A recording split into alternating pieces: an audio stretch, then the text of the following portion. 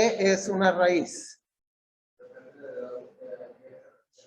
Bueno, por eso les decía, algunos pueden ser muy técnicos. Aquí tenemos varios ingenieros agrónomos e hidráulicos y no sé qué tanto más.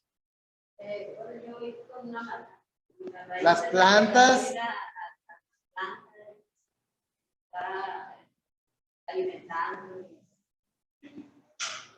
La parte de Bueno. Sí, la parte de los vegetales que queda abajo de la tierra y que es la que me da sustento. Ajá. No se ve, pero de ella depende la planta. Muy bien, allá había otra definición más atrás. En odontología ya ven, otra. La que fija la dentadura, el diente o la pieza dental, espero no equivocarme, al hueso. A ver, muy, es el técnico.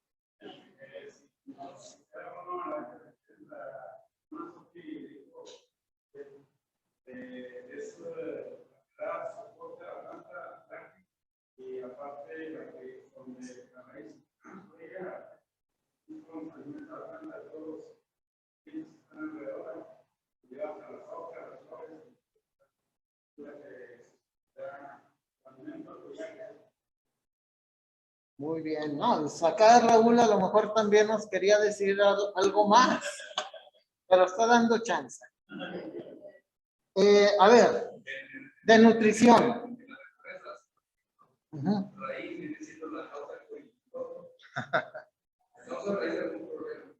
Ok.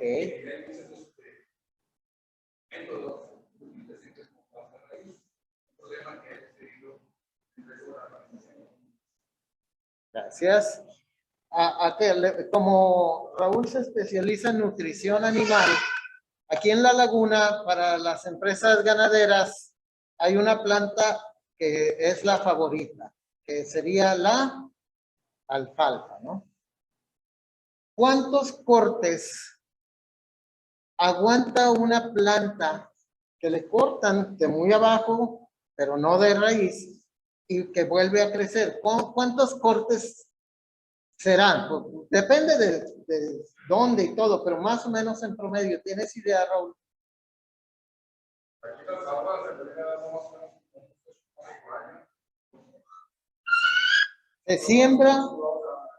Se siembra, va creciendo, se corta y sigue creciendo, crece otra vez y así, 8 veces para sacar, según leía, 20 a 30 toneladas por hectárea en cada corte. Según esto, no sé si es cierto o no. Yo no soy especialista, aunque trabajo en una escuela donde se da mucho eso, pero yo no lo sé. Pero varios cortes. ¿Y por qué? Porque la raíz permaneció ahí en la tierra.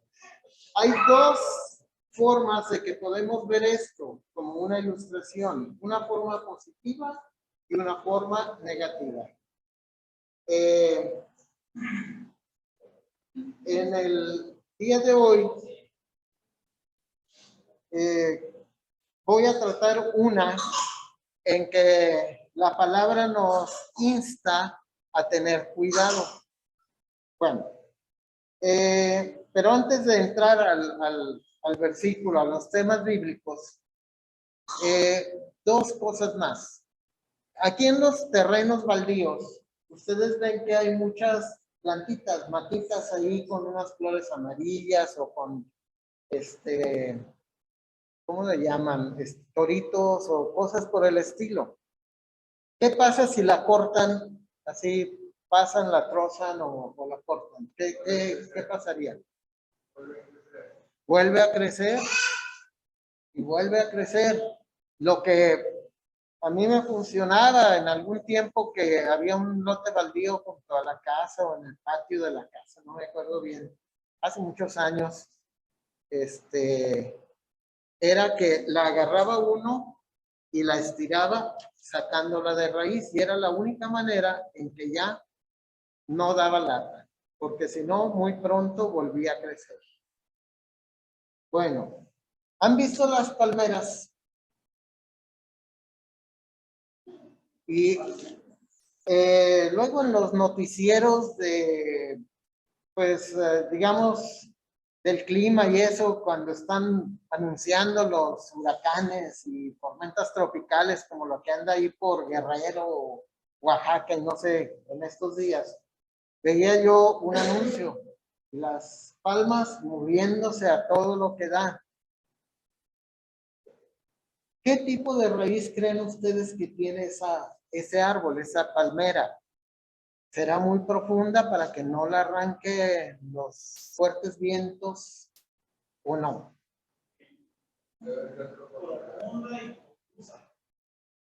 Bueno,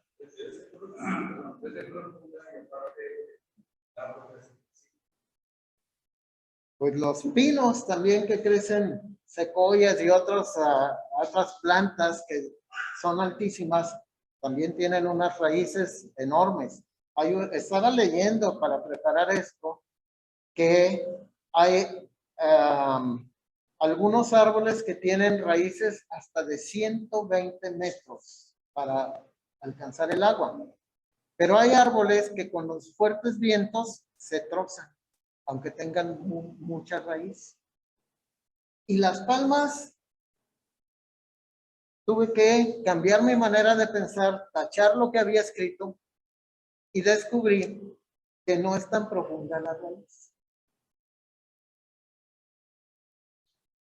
Se hace como una bola en la parte de abajo, se agarra, pues más o menos lo que vi en unos videos, y eso es a esta altura del suelo aquí, pero de ahí empieza a ramificarse a todos lados y llega a alcanzar unos 15 metros.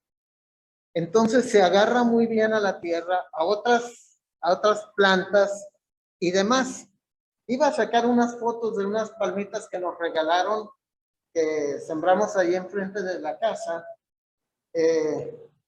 y que yo no sabía de eso, pero no, me extrañaba que el arbolito que Patti sembró el año pasado no esté floreando ya.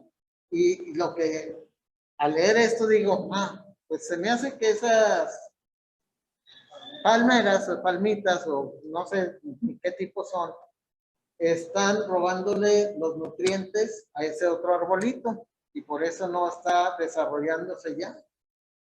Y yo no lo sabía, pero eso de que se ramifique tiene un punto interesante en lo que vamos a hablar, porque llega a entrelazarse con otras mismas palmeras, como en las playas, y como que ahí se hace fuerte y ya no se puede tumbar. Aparte, es algo flexible el tronco de la palmera.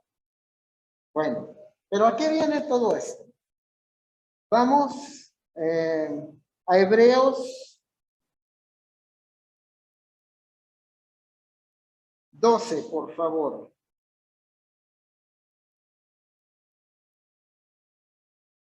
Hebreos 12, verso 14.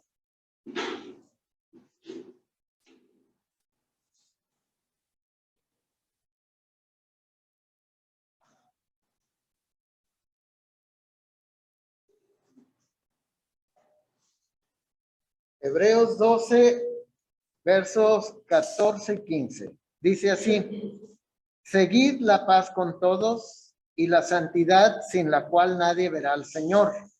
Mirad bien, no sea que alguno deje de alcanzar la gracia de Dios, que brotando alguna raíz de amargura os estorbe y por ella muchos sean contaminados. Bueno, vamos a empezar con el verso 14. Seguid la paz con todos. Y la santidad. Hay tres tipos de paz que el creyente puede tener. Primero, la paz con Dios. Ya no estar en guerra con Dios. Esto se da cuando somos convertidos, cuando creemos, aceptamos su señorío, cuando nos entregamos a Él. Ya dejamos de ser enemigos de Dios y se vuelve a establecer esa comunión que se perdió desde Edén con Adán y Eva habiéndole desobedecido y fueron alejados. Pero ahora cuando nos convertimos, pues conseguimos el volver a unir, volver a tener comunión con Dios ya tener paz, no estar en conflicto.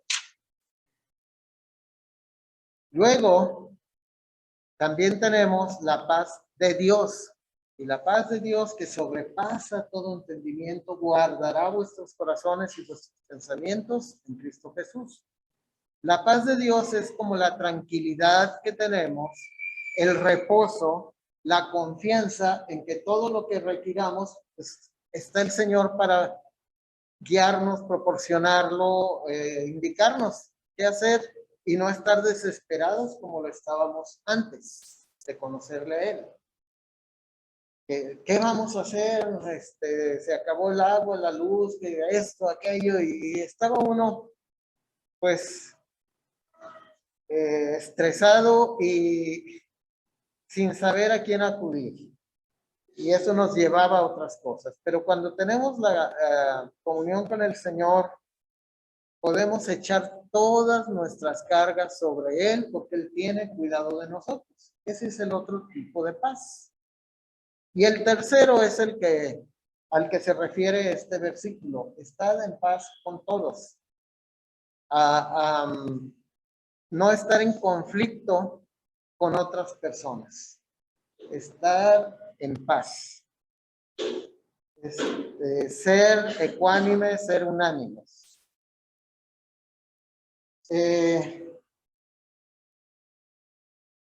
Y habla también de la santidad, sin la cual nadie verá al Señor. Sed santos, porque yo soy santo. Si todos y cada uno de nosotros estamos siguiendo al mismo Señor, estamos teniendo esa paz con Él, la paz de Él, entonces se supone que vamos cambiando y que igual vamos a tener la paz con todos y cada uno de los hermanos en la congregación por la obra del Señor. Porque pues antes de convertirnos, díganme si no era fácil entrar en pleito con alguien. Y había gente más pleitista que otra. Y pues seguramente ustedes pueden recordar viejos tiempos o recordar algunas personas que no les podían decir nada porque luego desenfundaban la pistola o cosas por el estilo. Bueno, pero aquí habla de santidad, de estar apartados para el servicio de Dios. Y es aquí donde, pues, cada uno de nosotros tiene diversas maneras de servir y es donde entran los dones, los ministerios, las actividades que cada uno desempeña, pues, para apoyo a la congregación en sí. Hay quienes son buenos para enseñar, para compartir, otros que son buenos para evangelizar, otros que a lo mejor para organizar o presidir en cuanto a dones, y otros que tienen habilidades musicales y que nos acompañan. Imagínense que hoy no hubiera habido ninguno de nuestros guitarristas, hubiera sido, bueno, lo digo por mí que no soy afinado en cuanto a canto, quién sabe qué hubiera pasado en cuanto a cómo empezar y demás, pero gracias a Dios que Él tiene diferentes personas con diferentes habilidades, dones, ministerios para edificación de la iglesia. Y así podamos todos, pues, estar creciendo. Vamos a ver algo más un poco después, pero ahora en el 15. Y es aquí el centro del tema que quiero tocar.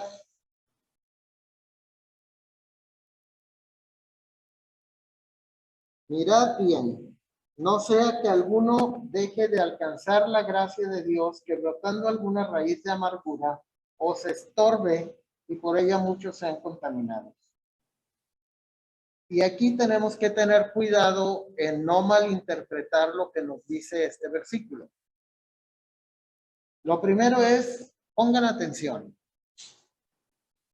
Fíjense bien, miren bien. No sea que alguno deje de alcanzar la gracia de Dios. Y aquí no es referente a salvación, ¿no? Déjenme, les leo este mismo pasaje en otra traducción, en la Biblia de Jerusalén, para que veamos un poco más claro a qué se está refiriendo esto de la gracia de Dios.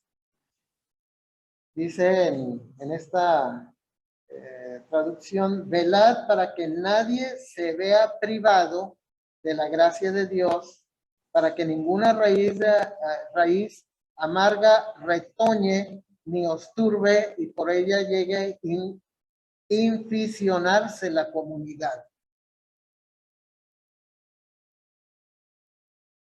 Aquí es lenguaje un tanto más antiguo, pero en cierto sentido más claro a lo que quiere decir. Cuando tenemos una raíz de amargura, esto pues nos está privando de disfrutar la gracia de Dios, porque estamos encerrados. Y a ver, díganme si no, ¿qué características tiene una persona amargada? Luego dicen, esa persona está bien amargada. Pero ¿qué tiene de características? ¿Cómo es una persona amargada? Siempre enojada.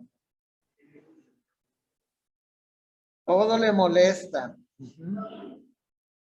¿Y qué? Todo critica. Eso es clásico. A todo le echa tierra.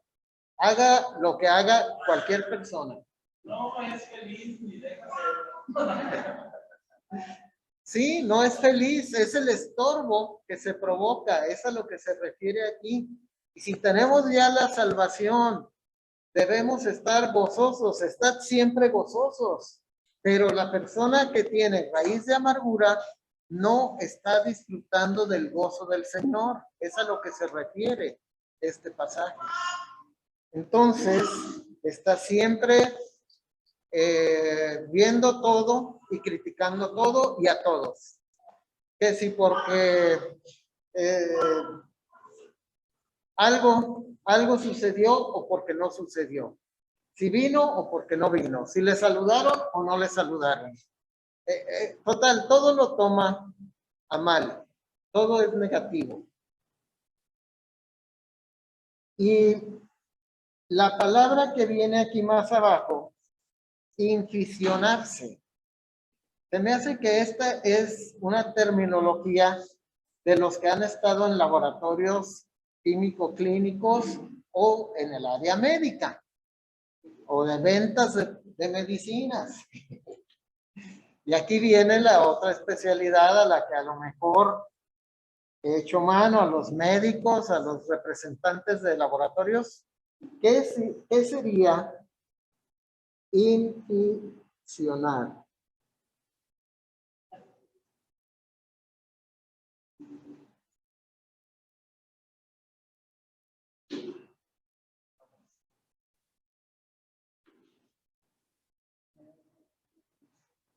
La traducción al lenguaje más moderno sería de infectar. Es la raíz de la palabra que conocemos como infectar. ¿Y qué es infectar? Ahora sí nos pueden decir aquí, bueno, Chuy Junior. ¿Cómo describirías una infección? relación con microorganismos nocivos o simplemente genes. Infectar es invadir, invaden esos microorganismos un área. También en la definición que busqué dice corromper con elementos patógenos o con malos hábitos, doctrinas, vicios, envenenar, corromper. Muchas veces, cuando tenemos algún tipo de dificultad entre nosotros, una persona con otra, no hacemos nada y nos enojamos. Y empieza aquí, en el corazón, esa raíz de amargura. Y esa raíz de amargura nos lleva a que todo lo que esa persona que tenemos ahí como que algo nos hizo, cualquier cosa que diga o haga, lo consideramos como que lo hizo para molestarme a mí, para afectarme, lo hizo a propósito y todo lo vemos así. Pero luego decimos, bueno, ay, el tiempo curará las heridas. El tiempo curará las heridas. Pero ¿será eso cierto? Si una herida se deja expuesta, no se le pone ninguna cosa que combata a una infección, ¿qué pasaría, Chuy? Esa infección progresa y puede llegar a ser gangrena y que luego haya que cortar, envenena la sangre, etcétera, no sé, la fiebre y todo lo que ustedes tengan ya en mente. En lo espiritual eso pasa también. Si no arreglamos los conflictos que puedan llegar a surgir entre nosotros de la manera más rápida posible, va a haber posibilidad de que pues se infecte, se expanda ese veneno. Y ya no nada más en mí, sino que como esa raíz de amargura crece y como la palmera a los lados y va enredándose con las raíces de otras personas, luego no falta lo que yo le diga a otros hermanos. Ah, si vieras tal persona lo que me hizo, y mire esto y aquello. Y luego voy con otra persona y no, fulanito, no, si lo conociera, no, y empieza uno a murmurar. ¿Se acuerdan del pueblo de Israel y las murmuraciones contra Moisés? Que hubo varias veces que Dios tuvo que actuar cortando gente. Pero esta raíz de amargura puede envenenar a una iglesia, afectarnos y hacer división. Y eso es la misión de Satanás, dividirnos. Eso es lo que él quiere. Así que si damos cabida a las raíces de amargura, pues vamos a tener problemas. Porque luego puede ser que haya un grupo que apoya a la persona que se siente ofendida, herida y que empezó a regar toda la sopa y hablar hasta de más. Cosas no ciertas incluso, porque esa amargura, como ya describieron, hace que la persona esté bien enojada y que pues hasta le invente y le ponga de su cosecha a las cosas que pensó que a lo mejor lo hizo, no a lo mejor, que para esa persona está convencida que lo hizo a propósito en contra suya. Cuando quizá la persona aludida que con la que se tiene este individuo con raíz de amargura, ni cuenta se dé, ni cuenta de que haya provocado un conflicto en la otra persona y no haga nada a propósito. Pero cuando ya el amargado o la amargada tiene esa idea en mente, no hay quien se lo quite. Y todo lo toma mal, ya lo veíamos hace rato, de lo que ustedes mismos comentaron. Y esto pues puede ocasionar que haya quienes estén a favor del amargado o amargada y quienes estén a favor de la otra persona aludida, la que ofendió al amargado. Entonces, se pueden hacer los dos grupos y ya no es una persona contra otra, sino un grupo contra otro. ¿Y qué va a pasar? Pues una división en la iglesia que puede ser demasiado dañina. Todo por una raíz de amargura. Y el enemigo, bien contento cuando hay esas divisiones. Bueno, vamos a buscar Isaías 59:2.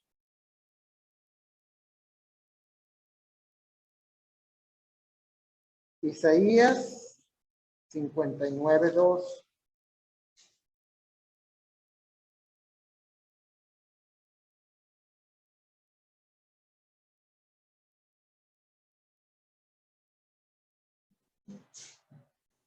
Desde el 1. He aquí, no se ha cortado la mano de Jehová para salvar, ni se ha agravado su oído para oír. Pero vuestras iniquidades han hecho división entre vosotros y vuestro Dios, y vuestros pecados han hecho ocultar de vosotros su rostro para no oír. Aquí es otro versículo que nos habla de esa pérdida de la comunión con el Señor por nuestro pecado. El pecado causa esa separación. Entonces, la persona amargada que tiene ese pecado en sí, falta de, no sé, de perdón, falta de humildad, rencillas, enojo, ira, etcétera, pues está tan embebida en sí misma que no deja que Dios obre.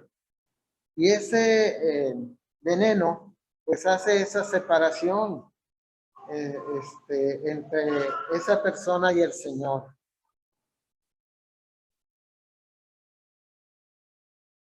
Hay dos ejemplos que me llamaron mucho la atención en la Biblia de hasta dónde puede llegar una raíz de amargura.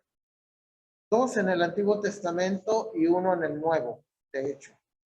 Pero estos dos del Antiguo Testamento no son bien conocidos a todos.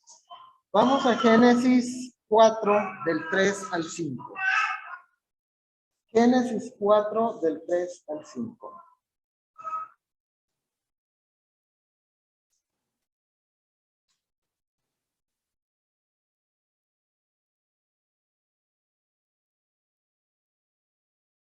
Y aconteció andando el tiempo que Caín trajo del fruto de la tierra una ofrenda a Jehová. Y Abel trajo también de los primogénitos de sus ovejas, de lo más gordo de ellas, y miró Jehová con agrado a Abel y a su ofrenda. Pero no miró con agrado a Caín y a la ofrenda suya. Y se ensañó Caín en gran manera y decayó su semblante. Una persona que tiene raíz de amargura, está amargada, no está contenta, como ya lo veíamos. Ahí es la primera característica de Caín, que decayó su semblante, se vino abajo, no estaba feliz, no estaba contento. Ahora, no se nos dicen muy específicamente las razones de por qué Dios acepta y se agrada en una ofrenda y no en la otra.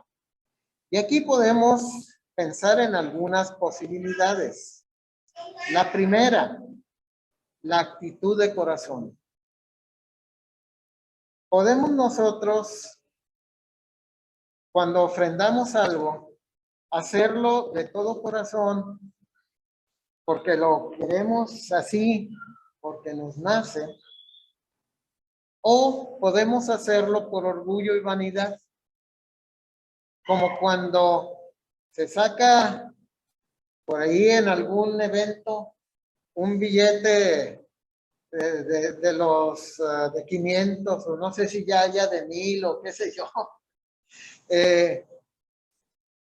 Véanme, le voy a dar, los políticos hacen mucho esto, le voy a dar ayuda a tal persona que no tiene recursos para curar su enfermedad y tómenme la foto, aquí está. Puede ser esa actitud que todos los reflectores estén en mi persona cuando hago algo. Y si es para Dios, pues se supone que los reflectores van a Dios, no es a mí que estoy dando de lo que Dios ya me dio. Pero si no lo tengo claro, pues la actitud cuenta mucho. Y un caso, pues, que nos habla de este detalle, de qué le agrada a Dios y qué no le agrada cuando se le da una ofrenda, se hace, como se hacía antes, un sacrificio. Está en el primer libro de Samuel, capítulo 15. Primero de Samuel 15, 21 y 22.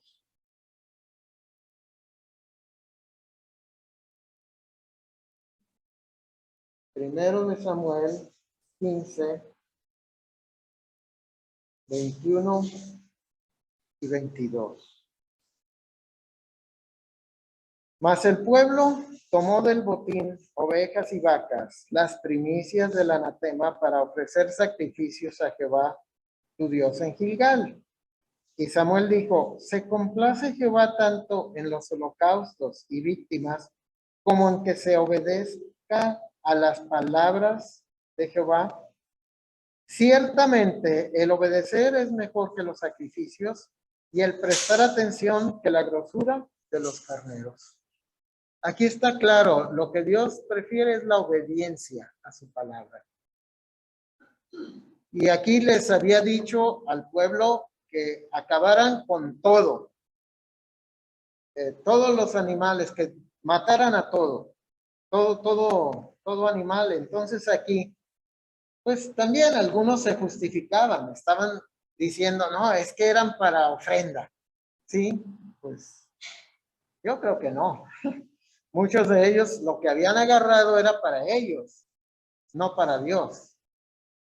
Y aún que alguno lo hubiera hecho con ese sentir, no era lo que Dios les había dicho. Él había dado una indicación y no la siguieron. Para Dios lo más importante es la obediencia. Y esa actitud de obediencia es lo que vale para lo que estamos tratando, independientemente de que se dé o que no se dé. Entonces no tenía por qué tener esa actitud de ánimo semblante decaído, sino reflexionar, meditar, pensar, analizarse. ¿Qué estoy haciendo mal? ¿Por qué a Dios no le agradó mi ofrenda? ¿Qué hice o qué no hice? Y corregir, que es también lo que cada uno de nosotros debe hacer cuando hay algo similar en nuestra vida. Un análisis de las actitudes, de las intenciones, etcétera, de lo que hemos hecho.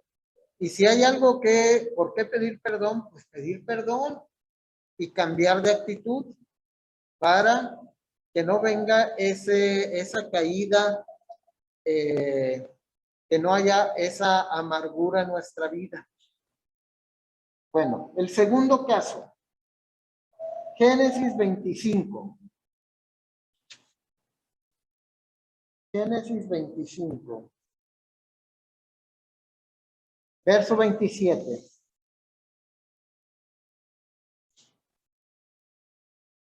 Del 27 al 33. Génesis 25, 27 al 33.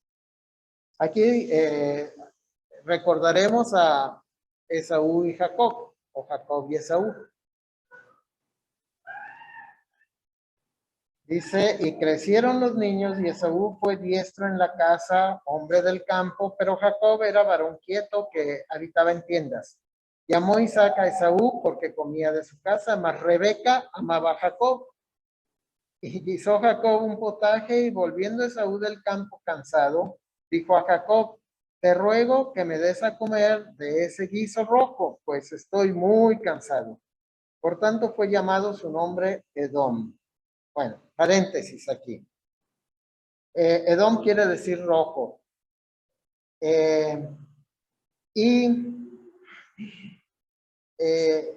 Vemos un detalle interesante en el cual a veces nosotros los padres podemos causar raíces de amargura en los hijos si tenemos favoritismos.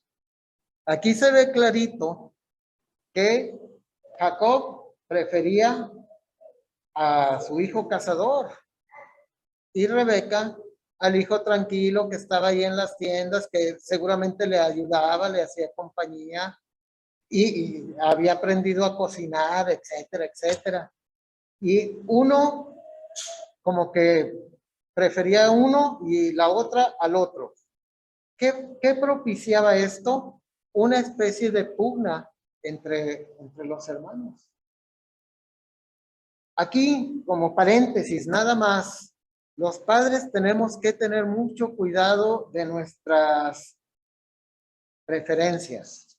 Es posible que nos gusten más las actitudes de algunos de nuestros hijos si lo comparamos con los otros, porque hay hijos que son más obedientes que otros, pero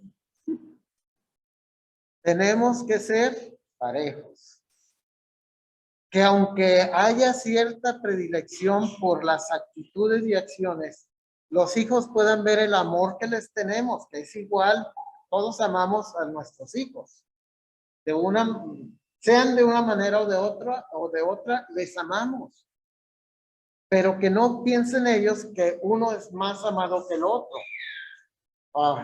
Eso puede provocar también, vino a mi mente, el que pues se acuerdan de José, que su padre le regala una túnica de colores y a sus otros hermanos no les dio túnica de colores.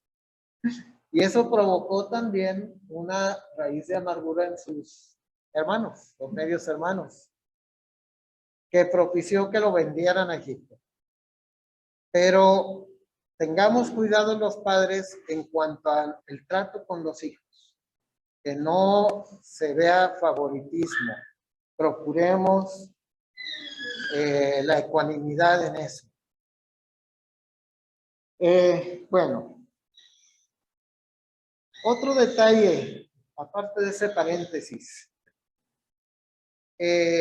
para la cultura hebrea, la primogenitura era un privilegio muy, muy buscado, porque el primogénito de una familia era aquel que iba como a administrar todos los bienes de la familia cuando ya faltase el padre. Iba como que a tomar el lugar del liderazgo. Traía privilegios, pero también traía responsabilidades. Y era un privilegio, era algo buscado, digámoslo así, apreciado el ser el primogénito. Pero aquí vemos que Esaú no valoró esa posición. Y fíjense cómo le responde. Dice en el 30, dijo a Jacob, te ruego que me des a comer de ese guiso rojo, pues estoy muy cansado. Por tanto fue llamado su nombre Edom. Y Jacob respondió, véndeme en este día tu primogenitura.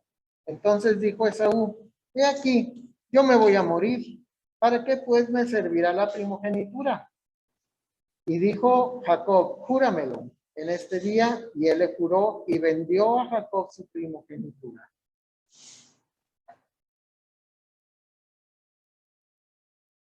¿Fue a fuerza o fue decisión propia? Él lo decidió así. Y pues si seguimos leyendo, vamos ahora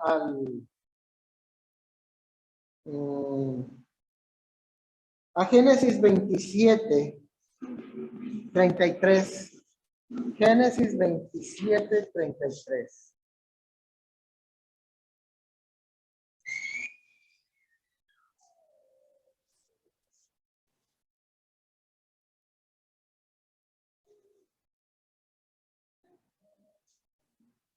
Y se estremeció Isaac grandemente y dijo, ¿quién es el que vino aquí, que trajo casa y me dio y comí de todo antes que tú vinieses?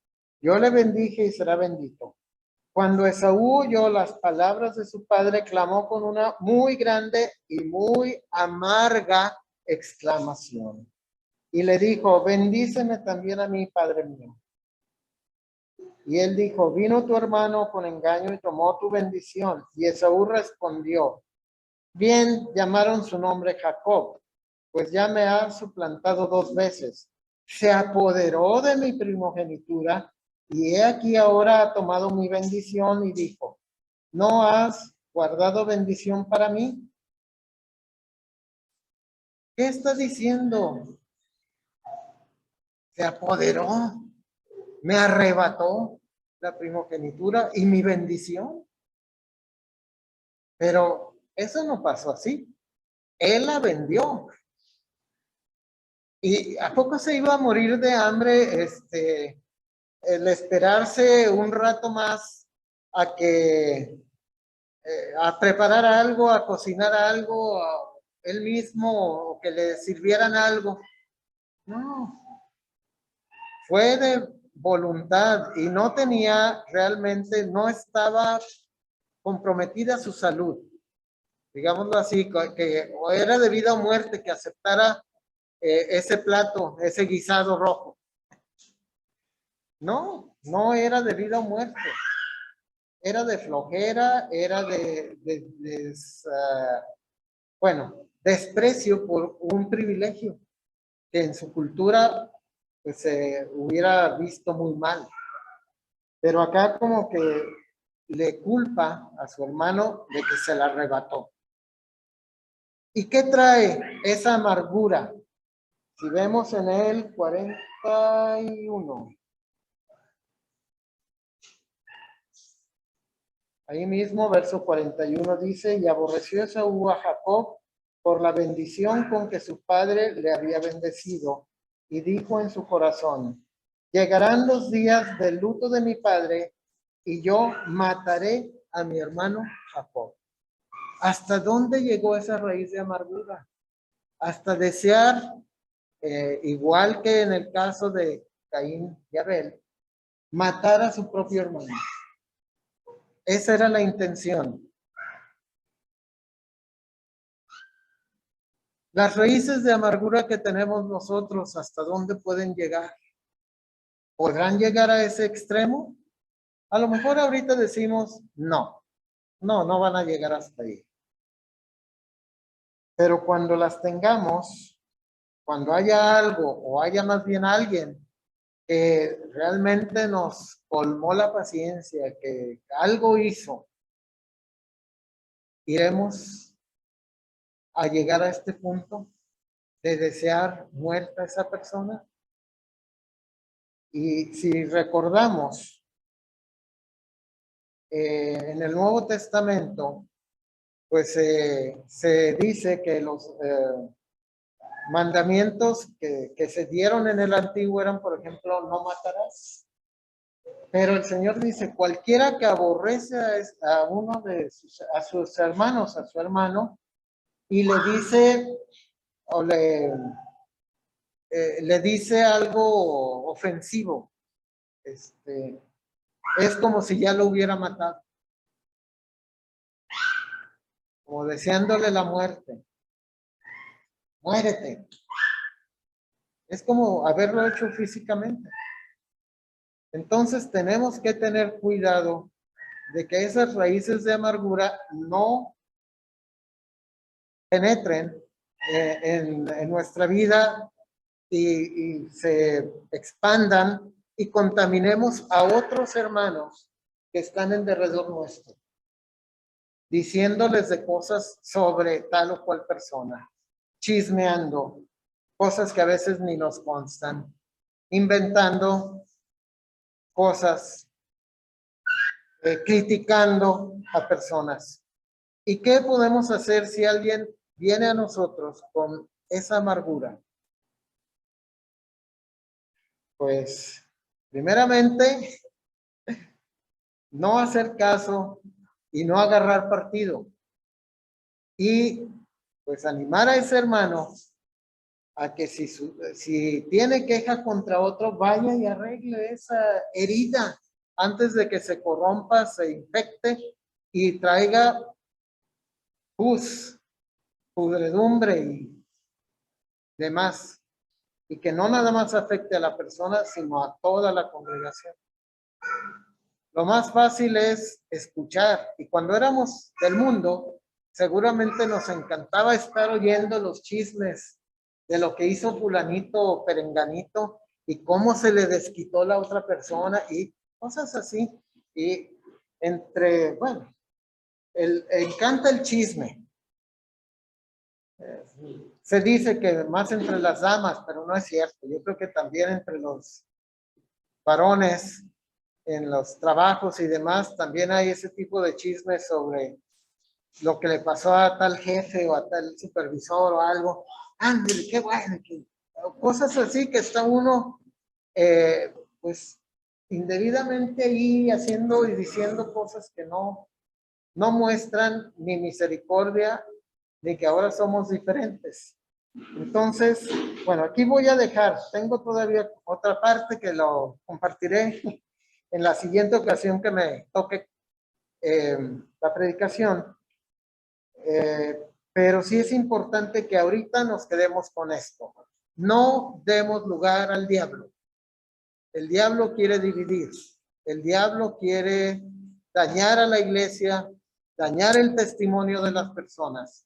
Y a veces hablar mal de una persona genera tal opinión en otros que aunque no sea como se dice que era la persona, quienes escuchan ya se hicieron a la idea, tienen un prejuicio y creen que es así y le tratan así, cuando a veces ni para nada es como decían que era. Entonces, no prestemos oídos a chismes, quejas sobre otros, animemos a los hermanos que vienen con nosotros, así con esas cosas, a que arreglen y busquen sanar sus heridas con la persona con la que tienen el conflicto. Hay varios pasos para hacer eso que la Biblia nos enseña. Y si nosotros somos quienes estamos ofendidos, busquemos a quien nos ofendió, que a lo mejor ni cuenta se dio que lo hizo porque no fue intencional.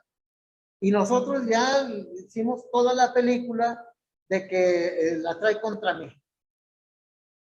Entonces sí, es importante, si estamos en esa situación o si alguien viene para regar, hacer crecer esas raíces, que luego para sacar esa mala raíz está tremendo, como en el caso de las palmeras, que es a veces ni con máquinas muy grandes pueden sacarlas muy bien.